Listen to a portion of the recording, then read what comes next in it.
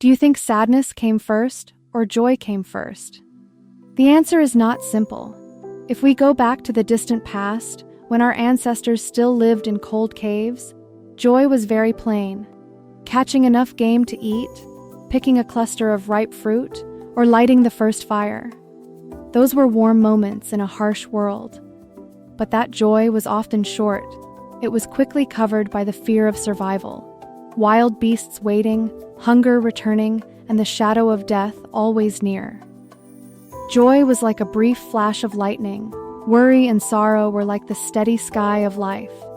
As humans passed through many civilizations, built walls and cities, learned to farm and raise animals, and created writing and art, our emotional picture also changed. Great achievements, stable communities, grand buildings, and the birth of philosophy brought shared joy. Joy in progress, in unity, and in creating together. But civilization did not erase sadness. It only dressed sadness in new clothes, making it more subtle and more systematic. Raw fear gave way to common pain, war, plague, and injustice. Festivals were still bright, songs still rose, but under each roof there were quiet losses.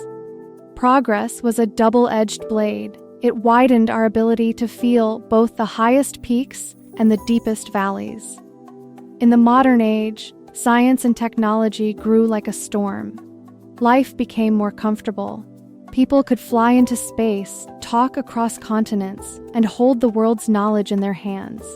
In theory, the balance should lean toward joy. But reality is not that simple. Sadness is still here, only in new forms, more of the mind than of the body. We are worn down by the pressure to make a living, lonely in crowded cities, heavy in heart because of war, and more troubled in spirit. Our hands can touch the stars, but our hearts can feel empty. Joy often comes fast and goes fast. Sadness lasts long and feels basic. The question which came first becomes less important than one truth. From old times until now, joy and sadness have always danced together and woven the fabric of a human life. If we accept that these two feelings are tied to human history, we should look at their use. They are not two enemies trying to erase each other. They are two forces that complete each other, like life and death, like two poles of a magnet that make the field of the soul. Joy is the fuel. It gives us bright energy. It pushes us to live, to hope, to connect, and to dream. It affirms our effort and gives clear reasons to believe this journey is worth it. Sadness, however, has a quiet but key role. It is a firm mirror that shows us our limits and the fragility of our lives. It makes us admit our soft spots, the certainty of loss, and the passing nature of what we hold dear. This is not a role of ruin, it is a role of anchor. It holds back pride and grows humility. Without sadness, joy becomes flat, obvious, and dull. An endless summer is only weather. A ray of sun after a long dark storm truly touches the heart. Sadness is the storm that sets the stage for the light. These two feelings do not cancel each other. They move together and weave a deep picture. They form a loop. When we taste joy, memories of past sadness help us value that light more. When we sink in sorrow, memories of happy days become a far lamp, bright enough to guide our steps. A life does not last by a few isolated minutes of happiness, and it does not fall apart because of a few waves of pain. We live by their harmony. We need joy to feed hope. We need sadness to learn gratitude and to see wide. The idea that one feeling is weak and the other is strong is a mistake. Both have great power. Joy is a steady base, a hidden reservoir we draw from when strength runs low. Sadness is a wood carver, leaving marks, scars that tell of fights we have faced and survived. Neither is fleeting. Both are heavy enough to change the path of a life. They are two big currents in the river of experience. They lift us and they test us, from the first days until now. Contrary to the thought that joy is only a shiny surface, it is in fact a strong anchor for the human spirit. Joy is not only a brief burst, it grows roots in memory and keeps our balance in rough seas. When the world wears us down, small happy memories keep us from falling. A hug, an afternoon full of laughter, or the feeling of being known and loved. These are the quiet lines that pull us back to life. Sadness also leaves its own marks, like cuts on old wood. They remind us of painful lessons, but also help us grow up. Even so, it is the strength lit by memories of joy that keeps those wounds from turning into despair. Joy often hides in small things. It does not need show or shine. Sometimes it is a smile shared by two people who understand each other, a hand held when words fail, or a look of care at the moment we are weak. Those moments are short, but last long in the heart. They are a soft light that tells us we are seen, we are loved, and we are not alone. No matter how the world changes, such simple things can still lift a falling soul. Joy grows even stronger when shared. One song can move thousands of people. A sports win can make a whole nation cheer. A traditional festival can pull people close across many generations. These joys are threads that bind person to person, today to yesterday. They show that joy is not only a private feeling, but also a shared treasure, a sign that people still know how to find each other in any age. The wonder is that joy can survive even in the dark. A mother who has lost a child can still feel a little warmth in the echo of a laugh. In war, among blood and tears, there can still be a moment of return and a tight embrace of relief. In poverty, joy may be a hot meal or a child's bright eyes on the way to school. Sadness can cover the sky, but joy can still find a crack to enter. It gives us the reason to rise and walk on. The writer Hemingway once said, "The world breaks everyone, and afterward, many are strong at the broken places." That line touches the center of life. We all want happiness, but the road we walk is full of hits, losses, and sorrow. No one invites suffering, but it comes without warning. One event, one loss, one small mistake can break everything. We cannot choose when sadness knocks, but we can always choose how to step out when it does. Happiness is what we aim for, but sadness is the teacher who comes unasked. It teaches that no effort can promise a reward, and no goodness can promise safety. It takes away the illusion that we control life, and it leaves a lesson in humility. To accept sadness is not to give up. It is to learn to stand firm before reality. When we stop running from pain, we start to see that we can be strong where we were once weak.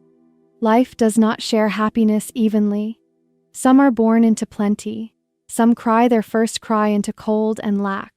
Some walk a flat road, others must climb rocky hills.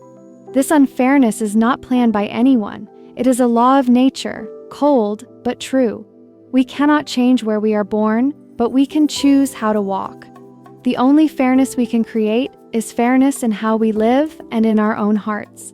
This is why people remember sadness more than joy.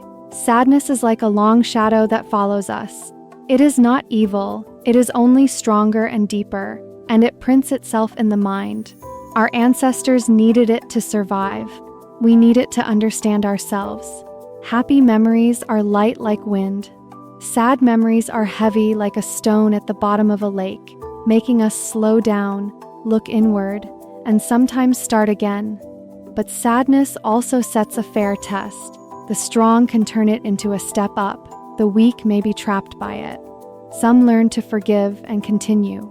Others get stuck in the past. So the ability to endure is also a gift not shared equally. Some are born sturdy, some are tender. This is another kind of unfairness, but it is something we must learn to accept, not to give in, but to be kinder to others. Even so, sadness is where people can find change. It forces us to pause, to think, and to ask about the meaning of things. We cannot erase memory, but we can choose how to carry it, as a load that makes us bend, or as proof that we are alive. When we see pain as part of the road, it no longer locks us in. It becomes a witness to what we have crossed. Life does not let us choose sadness, but it always lets us choose our response to it. Here is where human will is strongest. When we accept that harm is part of life, we begin to learn how to change it into strength. Wounds do not make us ugly. They prove that we have lived, have loved, and have learned something true about ourselves. A strong person is not someone who never feels sad, but someone who uses sadness to light the way ahead. They choose to rise, to forgive, even when it still hurts. They know that letting sadness control the future is the biggest loss. When sadness is seen clearly, it becomes a fire that refines the self. It helps us grow, endure, and deepen. From here, we learn that meaning is not in the result, but in the act of getting back up. The worth of a person is not the number of wins, but the number of times they dare to go on after a fall. This is the only fairness we can make for ourselves. Fairness inside, without the world's permission. When we are brave and kind in the middle of unfairness, we take back the right to guide our own life. No matter how hard the world is, we can still choose the light. Even if joy is small and sadness is heavy, the world is still beautiful in its own way. The sky is still blue, the waves still meet the shore, the earth still breathes. This beauty does not depend on our mood. It stands like a quiet call. Look up. The beauty of the world is a reminder that we are still here, still alive. People keep walking through the ages. Sometimes we fall, sometimes we go on because of a thin hope, but we never truly stop. Whether happy or sad, strong or weak, we are part of the human flow. Each smile and each tear adds a small chapter to our shared book, and in that book, there is a quiet and lovely rule, taking turns to carry each other. When one is tired, another helps, not out of pity, but out of the life force of human care. When we are weak, someone lifts us. When we are strong, we lift others. Because of these arms, people get through disease, war, and crisis, and then rise again. Thanks to this, each day we can write a new page of our story. So even if the world is unfair, even if life hurts us, it is still worth lifting our heads. In every scene, whether sun or rain, there is a quiet beauty that remains.